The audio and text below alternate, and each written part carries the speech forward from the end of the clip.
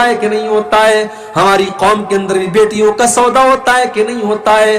کیوں میرے بھائیوں، کیوں آپ نے غریب باپ کی بیٹی کو بوجھ کیوں بنا دیا؟ آج غریب باپ اپنی بیٹی کی شادی کرنے کے لیے بینک سے لون لے رہا ہے، ذمہ دار کون ہے؟ آج غریب باپ جو روز کمانے والا اور محنت مزدوری کرنے والا ہے، اس کی بیٹیاں جوان ہو گئی ہیں، شادی کے قابل ہو گئی ہیں، مگر اس کے پاس اپنی بیٹیوں کی شادی کا انتظام نہیں ہے، ان کو جہیز میں دینے کے لیے پیسے نہیں ہیں، اس غریب باپ کو مجبور کرنے والے ہم اور آپ ہیں۔ صحابہ کے دور میں تو ایسا نہیں ہوتا تھا۔ صحابہ کے دور میں بیٹی کے باپ کے اوپر کوئی بوجھ نہیں ہوتا تھا۔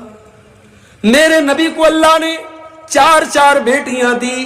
آپ نے زینب کی شادی ابو العاص سے کی، آپ نے رقیہ کی شادی عثمان غنی سے کی، رقیہ کے انتقال کے بعد ام کلثوم کا نکاح آپ نے عثمان غنی سے کیا، اور سب سے چھوٹی بیٹی حضرت فاطمہ کا نکاح آپ نے حضرت علی سے کیا۔ 4 بیٹیاں تھی، چاروں بیٹی کا نکاح آپ نے سنت طریقے سے کیا، نہ کوئی بارات آئی، نہ کوئی جہیز دیا، نہ کوئی سامان کا لین دین ہوا، بس مہر طے ہوا اور آپ نے نکاح کر دیا۔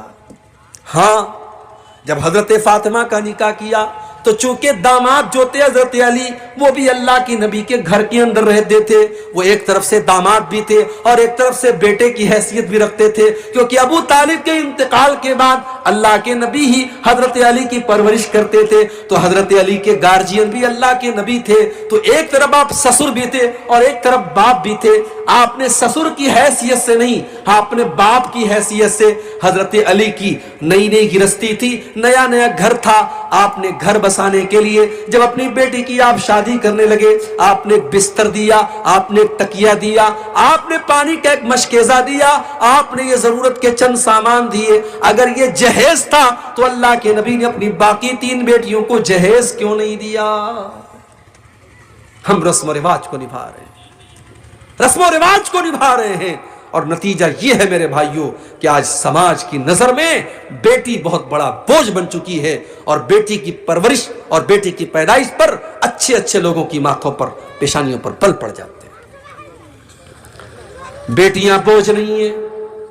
اگر یہ بیٹی بوجھ ہوتی تو اللہ کے نبی یہ نہ فرماتے من کان لہو ثلاث بنات، جس کی 3 بیٹیاں ہوں، جس کی 3 بہنیں ہوں، اور اپنی 3 بہنوں اور 3 بیٹیوں کے ساتھ وہ اچھا سلوک کرے، تو وہ بیٹیاں اور وہ بہنیں اپنے بھائی کو اور اپنے ماں باپ کو جہنم کی آگ سے بچائیں گی۔ اور ایک حدیث میں اللہ کے نبی نے فرمایا من آل جاریتین حتی تبلغا، جس نے 2 بیٹیوں کی پرورش کی، وہ بیٹیاں جوان ہو گئیں، ان کا نکاح کر دیا، ان کی ذمہ داریوں کو نبھا دیا، تو وہ بیٹیاں اپنے ماں باپ کے لیے کتنا بڑا کام کریں گی۔ اللہ کے نبی فرماتے ہیں وہ بیٹیوں کا باپ قیامت کے دن میرے ساتھ ایسے رہے گا جیسے یہ دونوں انگلیاں اپنے ایک دوسرے کے ساتھ لگی ہوئی ہیں۔ بیٹی کی پرورش کرنے والا نبی کے ساتھ رہے گا۔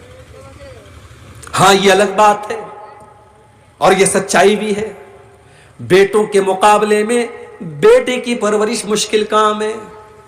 بیٹا پالنا ہے، بیٹا جوان ہو گیا تو زیادہ سے زیادہ یہ خبر رکھنا ہے کہ بیٹا کسی غلط کام کی طرف تو نہیں جا رہا ہے، مگر بیٹی کی تو آبرو بھی بچا کر کے رکھنا ہے، بیٹی کی نظر بھی بچا کر کے رکھنا ہے، بیٹی کو غیر محرم کی نظر سے بھی بچانا ہے، اور بیٹی کی شرم و حیا کی بھی حفاظت کرنی ہے۔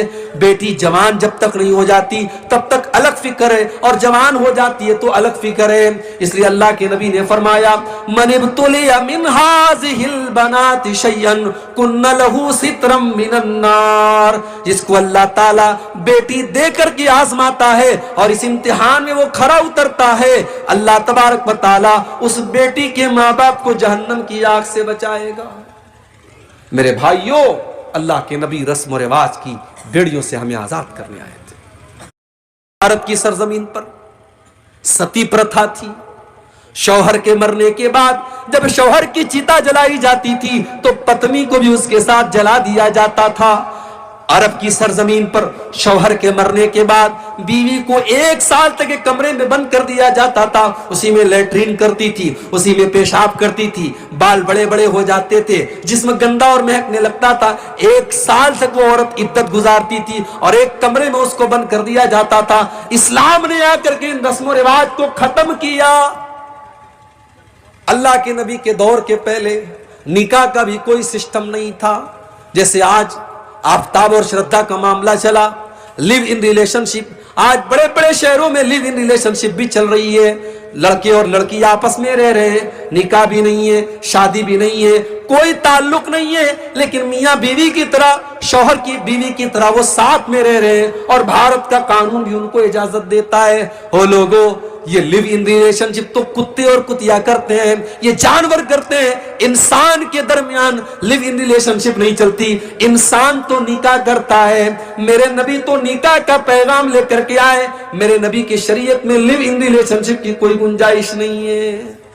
آپ نے نکاح کا حکم دیا ہے, اور آپ نے یہاں تک فرمایا لم ترى للمتحابین مثل النکاح, نکاح کے جیسی دو لوگوں کے درمیان محبت پیدا کرنے والی کوئی چیز نہیں ہے. جو محبت نکاح کے ذریعے پیدا ہوتی ہے وہ محبت دنیا میں کہیں پیدا نہیں ہو سکتی, کیونکہ یہ سچی محبت ہوتی ہے.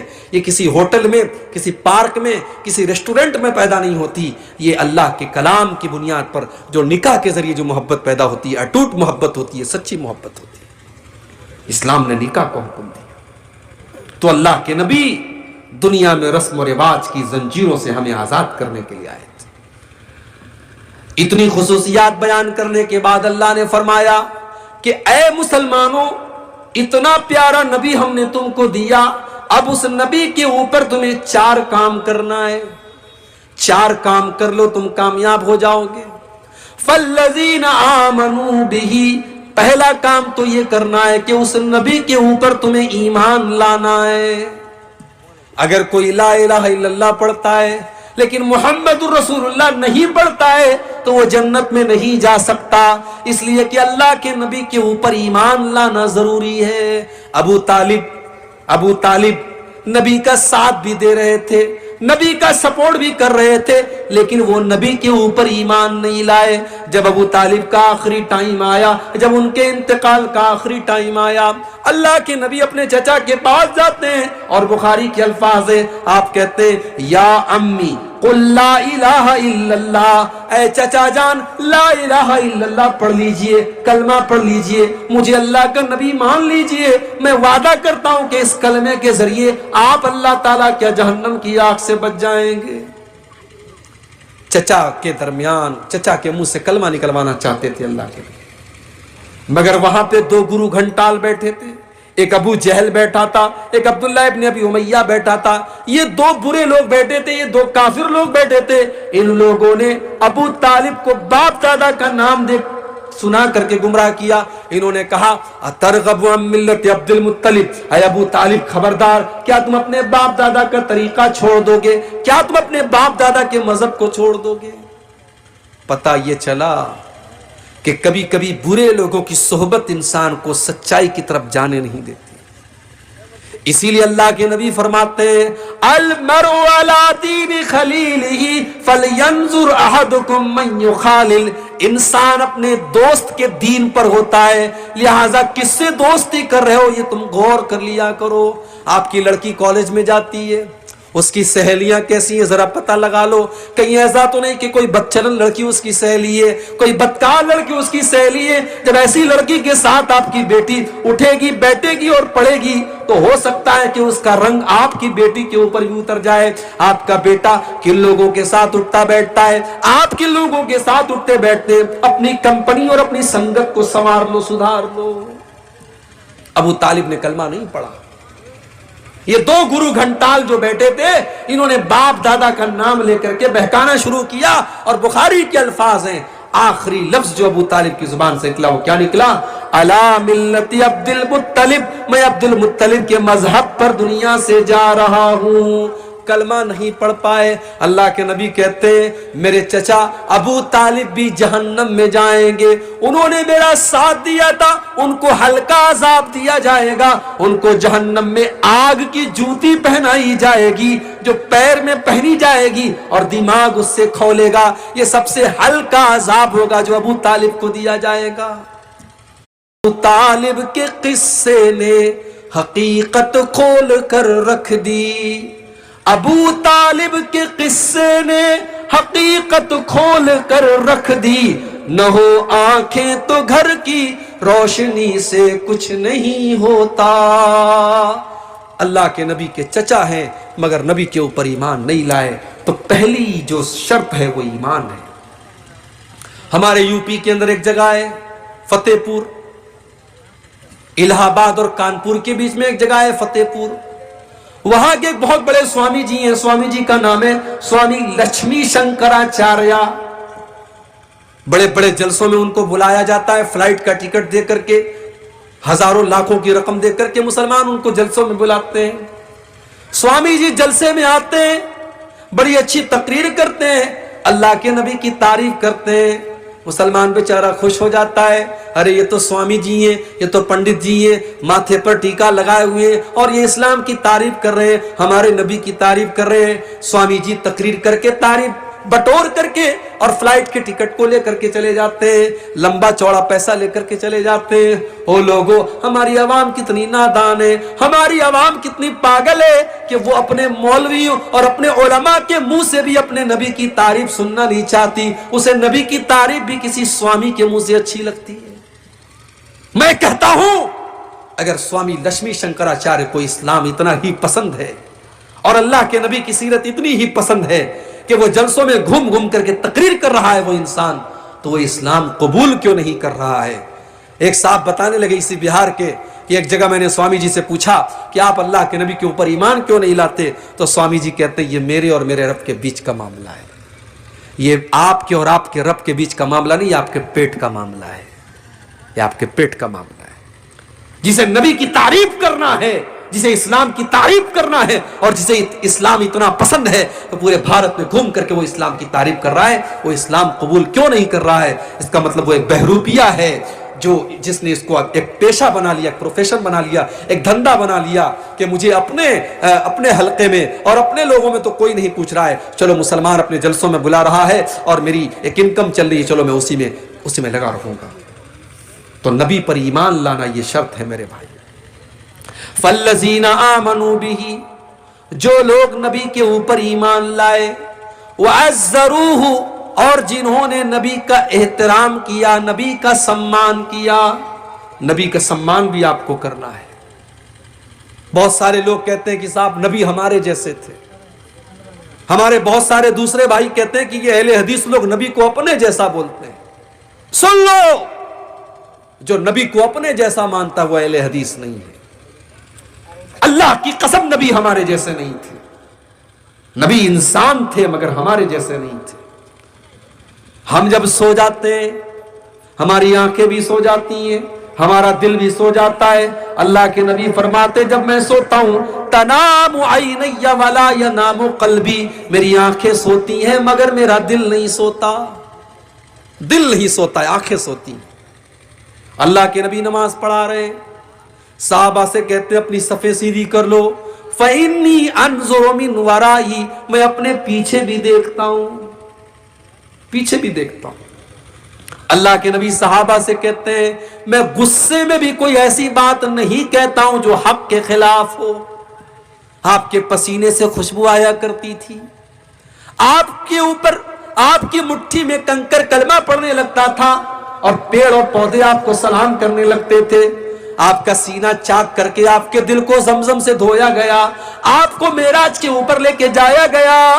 آپ ہمارے جیسے نہیں تھے میرے بھائیوں، آپ انسان ضرور تھے مگر اللہ تعالیٰ نے بہت ساری وشیشتاؤں سے اور بہت ساری خصوصیات سے آپ کو نوازا تھا. لہٰذا جو لوگ یہ کہتے ہیں کہ نبی ہمارے جیسے تھے وہ اپنی غلط فہمی دور کر لیں. اللہ کے نبی مقام اور مرتبے اور درجے میں اور خصوصیات میں ہم سے بہت الگ تھے. ہاں انسان تھے آپ. اگر کوئی آپ کو انسان نہیں مانتا ہے تو یہ اس کی بہت بڑی غلطی ہے، یہ بہت بڑی نادانی ہے. تو پہلا کام کیا کرنا ہے بولو بھائی؟ نبی پر ایمان لانا ہے اور دوسرا کام کرنا ہے نبی کا آپ کو سمان کرنا ہے، نبی کی عزت کرنی ہے، نبی کی رسپیکٹ کرنی ہے. مگر یہاں ایک چیز نوٹ کر لیجیے، نبی کا احترام اور نبی کا سمان اپنی جگہ ہے مگر نبی کے مقام کو اتنا نہ بڑھاؤ کہ ان کو اللہ کے مقام تک لے کے چلے جاؤ. عیسائی لوگ بھی تو حضرت عیسیٰ کو مانتے ہیں، بہت مانتے ہیں، مگر ان کی محبت ان کے کام نہیں آئے گی، کیونکہ وہ عیسیٰ علیہ السلام کو سن آف گاڈ مانتے ہیں، اللہ کا بیٹا مانتے ہیں، اور یہ بہت بڑی گالی ہے جو وہ اللہ کو دیتے ہیں، اس سے بڑی گالی اللہ کے لیے کوئی نہیں ہو سکتی۔ اسی لیے اللہ کے نبی فرماتے لا تطرونی کما اطرت النصارى عیسی ابن مریم، او لوگو تم مجھے اتنا نہ بڑھانا جتنا عیسائیوں نے عیسیٰ ابن مریم کو بڑھایا تھا۔ انما انا عبد، میں تو اللہ کا بندہ ہوں، فقولوا عبد اللہ ورسولہ، تم مجھے اللہ کا بندہ ہی کہا کرو، اللہ کا رسول ہی کہا کرو۔ اللہ کے نبی اپنی ساری خوبیوں کے باوجود اللہ کے بندے تھے، اور بندے کا کمال یہی ہے کہ بندے کو بندہ کہا جائے۔ اگر کوئی اللہ کے مقام تک اللہ کے نبی کو پہنچانے کی کوشش کرتا ہے تو یہ بہت بڑا گناہ ہے اور آپ کی شان میں غلو ہے۔ تو دو چیزیں میں نے بیان کر دی، دو چیزیں اور بیان کر کے بات ختم کرتا ہوں۔ نبی پر ایمان لانا ضروری ہے، نبی کا احترام کرنا ضروری ہے، اور تیسری چیز وَنَصَرُوهُ، اور نبی کی مدد کرو۔ میرے بھائیوں، نبی کی مدد ہم کیسے کریں گے؟ ہماری ماں کو کوئی برا بھلا کہہ دے ہمیں غصہ آتا ہے، ہمارے باپ کو کوئی گالی دے دے ہم لڑنے لگتے ہیں۔ ہمارے نبی بھی تو ہمارے چہتے ہیں، اگر ہمارے نبی کا کوئی کارٹون بناتا ہے، کوئی ہمارے نبی کی توہین کرتا ہے، کوئی ہمارے نبی کے بارے میں غلط زبان استعمال کرتا ہے، اس کے اوپر بھی ہمیں غصہ آنا چاہیے، اس کے خلاف بھی ہم قانون کے دائرے میں رہ کر کے کارروائی کریں، اور ہم کوشش کریں کہ نبی کی توہین کرنے والا اپنے انجام تک پہنچے۔ نبی کی مدد کرو۔ اور ایک بات اور یاد رکھو، نبی کی مدد میں نبی کے دین کی مدد بھی شامل ہے۔ یہ بڑے بڑے مدرسے، یہ دینی ادارے، یہ بھی تو نبی کے مشن کو آگے بڑھا رہے ہیں۔ یہاں سے پڑھنے والے بچے جو تیار ہو رہے ہیں، یہ دین کی دعوت پھیلا رہے ہیں، یہ اسلام کی خدمت کر رہے ہیں۔ یہاں سے پڑھنے والی بچیاں جو عالمہ ہو رہی ہیں، وہ دین کی خدمت کر رہی ہیں۔ ان مدرسوں کی، ان مسجدوں کی، ان دعوتی اداروں کی مدد کرنا بھی نبی کی مدد کرنا ہے۔ مگر ہم نے کیا کیا؟ ہمیں ایسے کمروں کا انتظام بھی کرنا چاہیے جہاں فیملی کے ساتھ وہ رہ سکیں۔ یعنی سوچو، ہمیں اور آپ کو اپنی فیملی کے ساتھ رہنے کا حق ہے، ہمیں اور آپ کو اپنے بچوں کے ساتھ رہنے کا حق ہے۔ مولوی بیچارہ جیتے جی اس کی بیوی بیوہ بن کر کے زندگی گزارے، اس کے بچے یتیم بن کر کے زندگی گزارے، یہ کہاں کا انصاف ہے میرے بھائی؟ ہم نے ممبئی میں دیکھا، اسی بہار اور جھارکھنڈ کے لوگ وہاں مسجد میں امام ہیں، بیچارے فیملی بہار میں ہے، فیملی کشن گنج میں ہے، ارریہ میں ہے، پورنیہ میں ہے، 6 مہینے پر ایک بار آتے ہیں۔ بچے باپ کا چہرہ 6 مہینے میں ایک بار دیکھتے ہیں، بیوی شوہر کا چہرہ 6 مہینے میں ایک بار دیکھتی ہے۔ کہ یہ افسوس کی بات نہیں ہے میرے بھائی؟ ہمیں اپنے مولویوں کے لیے، اپنے ائمہ کے لیے، اپنے اساتذہ کے لیے فیملی کوارٹر کا انتظام کرنا چاہیے۔ جو حق ہمارا ہے وہ ان علماء کا بھی ہے۔ اللہ نے کہا اپنے نبی کی مدد کرو، نبی کی مدد میں نبی کے دین کی مدد بھی شامل ہے، نبی کے مشن کی مدد بھی شامل ہے، نبی کے وارثوں کی مدد بھی شامل ہے۔ تو پہلا کام کیا کرنا ہے؟ نبی پر ایمان لانا ہے۔ دوسرا کام نبی کا سمان کرنا ہے۔ تیسرا کام نبی کی مدد کرنی ہے۔ اور چوتھا کام کیا کرنا ہے؟ ہمارے نبی جو شریعت لے کر کے آئے، یہ لاسٹ اینڈ فائنل شریعت۔ ان الدین عند اللہ الاسلام، اللہ تبارک و تعالیٰ کے نزدیک اب اگر کوئی دین سویکار کیا جائے گا، ایکسپٹ کیا جائے گا، قبول کیا جائے گا، تو اسلام ہی قبول کیا جائے گا۔ وَمَن يَبْتَغِ غَيْرَ الْإِسْلَامِ دِينًا فَلَن يُقْبَلَ مِنْهُ، اسلام کو چھوڑ کر کے کوئی اور دین پر چلنے والا اللہ کی بارگاہ میں کامیاب نہیں ہو سکتا۔ پچھلی شریعتوں میں بہت ساری چیزیں جائز تھی جو ہماری شریعت کے اندر جائز نہیں ہے۔ حضرت یوسف علیہ السلام کے سامنے ان کے ماں باپ نے سجدہ کیا، ان کے 11 بھائیوں نے سجدہ کیا۔ ان کی شریعت میں سجدہ تعظیم کے طور پر، سمان کے طور پر، رسپیکٹ کے طور پر جائز تھا۔ اللہ کے آخری نبی کی شریعت میں سجدہ کرنا کسی کو جائز نہیں، اللہ کو چھوڑ کر کے۔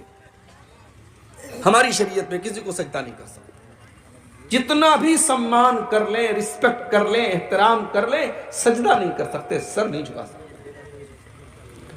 وَأَنَّ الْمَسَاجِدَ لِلَّهِ فَلَا تَدْعُوا مَعَ اللَّهِ أَحَدًا، سجدہ صرف اور صرف اللہ کے سامنے کیا جائے گا، اللہ کی بارگاہ میں کیا جائے گا، کسی اور کو سجدہ کرنا ہماری شریعت میں جائز نہیں ہے۔ ماں کا بہت بڑا درجہ ہے، ماں کا بہت بڑا مقام ہے۔ ہمارے غیر مسلم بھائیوں کے یہاں ماں کے پیر چھوتے ہیں، ہماری شریعت نے ماں کے پیر چھونے کی اجازت نہیں دی۔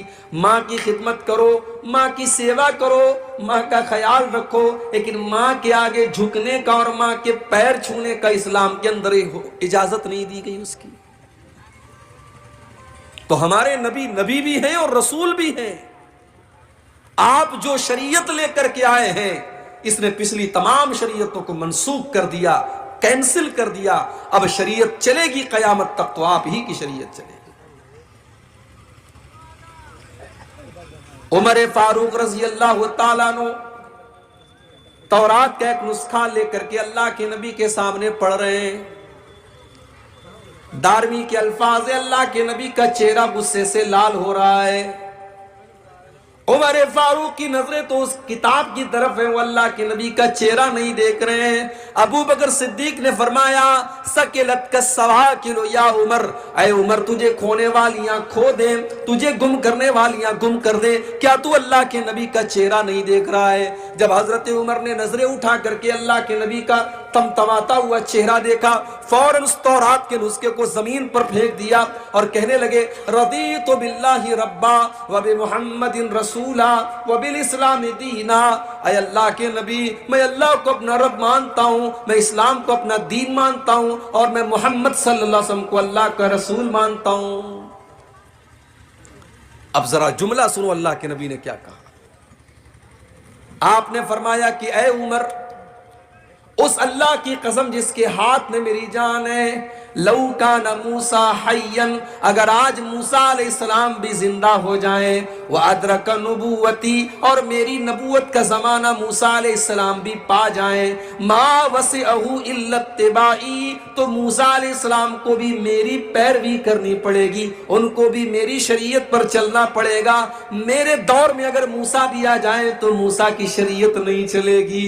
او لوگوں، جب موسیٰ کی شریعت میرے نبی کی شریعت کے اندر نہیں چل سکتی، تم نے اپنے بزرگوں کی شریعت کو کیوں چلانا شروع کر دیا؟ تم نے اپنے بڑوں کی شریعت کو کیوں چلانا شروع کر دیا؟ تم نے اپنے اماموں کی شریعت کو کیوں چلانا شروع کر دیا؟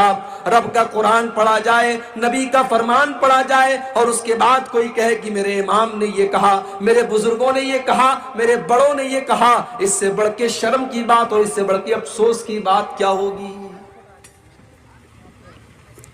تو میرا نبی بھی ہے اور رسول بھی ہے۔ الذین یتبعون الرسول النبی الامی، میرا نبی بھی ہے اور میرا نبی رسول بھی ہے اور میرا نبی امی بھی ہے۔ امی کس کو کہتے ہیں؟ امی بنا ہے سے، کے معنی ماں۔ ماں کے پیٹ سے بچہ نکلتا ہے تو پڑھ لکھ کر کے نہیں نکلتا ہے، ان پڑھ ہوتا ہے۔ اللہ کے نبی امی تھے کیونکہ پورے عرب کے اندر زیادہ تر لوگ امی تھے، پڑھنا لکھنا نہیں جانتے تھے، پڑھنے لکھنے کا شوق ہی نہیں تھا۔ اللہ نے اپنے آخری نبی کو امی کیوں بنایا؟ قرآن اٹھاؤ، قرآن کا 21واں پارہ اٹھاؤ، اللہ جواب دیتا ہے وَمَا كُنْتَ تَتْلُو مِنْ قَبْلِهِ مِنْ كِتَابٍ وَلَا تَخُطُّهُ بِيَمِينِكَ إِذًا لَارْتَابَ الْمُبْطِلُونَ۔ اے نبی، آپ نہ تو کوئی کتاب پڑھتے تھے، نہ آپ ایک لائن لکھ سکتے تھے۔ اگر آپ پڑھنا لکھنا جانتے تو یہ شک کرنے والے، یہ باطل پرست لوگ، یہ مشرک لوگ، یہ کافر لوگ آپ کی نبوت پر سوال اٹھا دیتے، یہ کہتے یہ تو پڑھے لکھے ہیں، انہوں نے تورات کے اندر پڑھ کر کے یہ بات بتائی ہے، انہوں نے انجیل کے اندر پڑھ کر کے یہ بات بتائی ہے۔ اے نبی، ہم نے آپ کو امی بنایا، آپ کا کوئی استاذ نہیں، آپ کسی مدرسے میں نہیں گئے، آپ نے قلم چلانا نہیں سیکھا، آپ نے لکھنا نہیں سیکھا، آپ نے پڑھنا نہیں سیکھا، پھر بھی آپ اللہ کا قرآن دنیا کو پڑھ پڑھ کے سنائیں گے، پھر بھی آپ نبی ہیں اور آپ اپنی حدیثیں پڑھ پڑھ کے سنائیں گے۔ دنیا حیرت سے دیکھے گی اور سوچے گی اس کو سکھانے والا کون ہے؟ تب دنیا کو پتا چلے گا کہ آپ کو سکھانے والا آپ کا رب ہے۔ آپ امی تھے، مگر آپ دنیا کے ٹیچر تھے. میرے نبی امی تھے, کسی مدرسے میں نہیں گئے, کسی ٹیچر کے سامنے آپ نے زانوے تلمس طے نہیں کیا, مگر آپ ساری کائنات کے ٹیچر تھے, ساری کائنات کے معلم تھے, گرو تھے آپ. اسی لیے اللہ نے جب اپنے نبی کی خصوصیات کا تذکرہ قرآن میں کیا تو کیا فرمایا؟ وَيُعَلِّمُهُمُ الْكِتَابَ وَالْحِكْمَةَ, میرا نبی تم کو قرآن سکھاتا ہے, میرا نبی تم کو حکمت کی باتیں سکھاتا ہے, میرا نبی ٹیچر ہے, میرا نبی معلم ہے, میرا نبی تم کو کتاب و حکمت کی تعلیم دیتا ہے. مگر افسوس, جس نبی نے دنیا کو ٹیچنگ دی اور تعلیم دی اور شکشا دی, اس نبی کا کلمہ پڑھنے والے آج شکشا سے دور ہیں, تعلیم سے دور ہیں. سیمانچل کا علاقہ ہے, شیرشاہ آبادی ہمارے بھائیوں کی ایک بڑی آبادی اس علاقے میں. جا کر کے ذرا رپورٹیں دیکھو کہ تعلیم کا تناسب کیا ہے, تعلیم کا پرسنٹیج کیا ہے. آج ہماری شیرشاہ آبادی برادری میں تعلیم کا پرسنٹیج بہت کم ہے. سیمانچل کے علاقے میں مسلمانوں میں تعلیم کا پرسنٹیج بہت کم ہے. نہ دین کی تعلیم ہے, نہ دنیا کی تعلیم ہے. کیوں میرے بھائیوں؟ ہمارے یہاں بچے تھوڑے سے بڑے ہوتے ہیں, ہم ان کو کام پہ لگا دیتے ہیں. باپ یہ سوچتا ہے کہ یہ بیٹا بڑا ہو رہا ہے, اس کو پڑھنے لکھنے بھیجیں گے, اس کے اوپر پیسہ خرچ کرنا پڑے گا, یہ کام کرے گا تو 4 پیسے لے کر کے آئے گا. وہ لوگوں, دنیا کی دوسری قوموں نے اپنے پیٹ کو کاٹا ہے اور ایک ٹائم کھایا ہے اور ایک ٹائم بھوکے رہے, مگر انہوں نے اپنے بچوں کو پڑھایا ہے. کتنے ایسے رکشہ چلانے والے جنہوں نے اپنے بچوں کو ڈاکٹر بنایا ہے, کتنے ٹھیلے پر سامان بیچنے والے جنہوں نے اپنی بیٹیوں کو ڈاکٹر بنایا ہے. وہ لوگوں, یہ جذبہ ہماری قوم کے اندر کیوں نہیں ہے؟ یہ جذبہ ہمارے اندر کیوں نہیں ہے؟ ہم اپنے بچوں کو تعلیم کیوں نہیں دلاتے؟ یاد رکھو میرے بھائیوں, اگر ہم نے اپنے پیٹ کے لیے اپنے بچوں کو تعلیم سے دور رکھا, مدرسے سے دور رکھا, اسکول سے دور رکھا, تو ہم وہی کام کر رہے ہیں جو 1400 سال پہلے کیا جاتا تھا. وَلَا تَقْتُلُوا أَوْلَادَكُمْ خَشْيَةَ إِمْلَاقٍ, اے لوگو, اپنی اولاد کو پیٹ کے لیے تم قتل نہ کرو, اپنے پیٹ کے لیے اپنے بچوں کو قتل نہ کرو. اپنے بچوں کو تعلیم سے دور کرنا, شکشا سے دور کرنا, مدرسے سے دور کرنا, اسکول سے دور کرنا, یہ بھی ان کو قتل کرنا ہے, یہ بھی ان کی ہتیا کرنا ہے. اسلام کے اندر شکشا کا بڑا مہتو ہے, بڑی اہمیت ہے میرے بھائی. ہمارے نبی اکرم کے اوپر قرآن کی جو پہلی 5 آیتیں نازل ہوئیں, جا کر کے اٹھا کر کے دیکھو, ان 5 آیتوں میں نہ نماز کا ذکر ہے, نہ روزے کا ذکر ہے, نہ زکوٰۃ کا ذکر ہے, نہ حج کا ذکر ہے. کیا فرمایا گیا ان 5 آیتوں میں؟ اقرا بسم ربک الذی خلق, خلق الانسان من علق, اقرا وربک الاکرم الذی علم بالقلم, علم الانسان ما لم یعلم. اے نبی, پڑھیے اپنے اس رب کے نام سے جس نے پیدا کیا. پڑھیے, آپ کا رب بڑا کریم ہے. پڑھیے, آپ کے رب نے قلم کے ذریعے آپ کو تعلیم سکھائی, انسان کو وہ سکھایا جو انسان نہیں جانتا تھا. قرآن کی پہلی 5 آیتوں میں قلم کا ذکر ہے, پڑھنے کا ذکر ہے, تعلیم کا ذکر ہے. اگر اس قرآن کا ماننے والا اگر آج تعلیم سے دور ہے میرے بھائیوں, تو شرم آنی چاہیے اور ہمیں چلو بر پانی میں ڈوب مرنا چاہیے. ہمارے نبی امی ہیں,